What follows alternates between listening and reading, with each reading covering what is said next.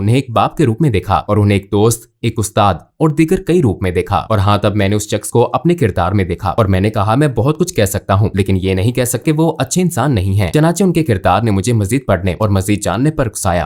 अपनी तहकीक के दौरान आपको किस चीज ने सबसे ज्यादा हैरान किया? हिंदा से मुतल्लिक कहानी ने कुछ ऐसा था जैसे कोई स्विच हो, जैसे मुझे बदलना होगा। और इसकी वजह ये थी कि मैंने सोचा हिंदा वो एक दुश्मन अबू सुफियान की बीवी थी और एक तरह से उसने नबी के महबूब चचा हमजा रजी अल्लाह अन्हु को कत्ल करने के लिए रकम दी थी। और मैदान जंग में ऐसा हुआ वो शहीद हो गए, हत्ता कि उन्होंने उनकी लाश के कान नाक काट कर हर जगह घुमाए और लाश की बेहुरमती की। बिलाशुबा पैगंबर सल्लल्लाहु अलैहि वसल्लम इस वाक़े से बहुत गमगीन थे और फिर कई साल बाद वो ताकतवर हो गए। वो मक्का में बरसरे इक़्तिदार आ गए और फिर वहाँ हिंदा मौजूद थी और मैं ये किताब में पढ़ा था और मैंने सोचा कि अच्छा अब इसे मसलूब किया जाएगा, इसके हाथ काटे जाएंगे या कोई और सजा दी जाएगी। लेकिन उन्होंने कहा अभी मैं इसकी शक्ल नहीं देख सकता, लेकिन सबको माफ कर दिया गया है और अगर तुम यही मुसलमानों के साथ रहना चाहती हो तो ऐसा मुमकिन है और अगर नहीं तो जा सकती हो, लेकिन अब खून रेजी खत्म हो चुकी है। और मैंने सोचा कि उसे माफ कर दिया गया। अगर आप अपने रिश्तेदार के कातिल को माफ कर सकते हैं, खसूसन अपने महबूब चचा के कातिल को जिसने लोगों के सामने उनके जिस्मानी अज़ा की नुमाइश की हो आपकी और आपके नजरिए की तहकीर के लिए, तो इसका मतलब है कि आपका किरदार बहुत अजीम है। ये बहुत बड़ी खूबी है, ऐसी खूबी जो बहुत नायाब है और उन्होंने यही किया। तो मैंने सोचा हाँ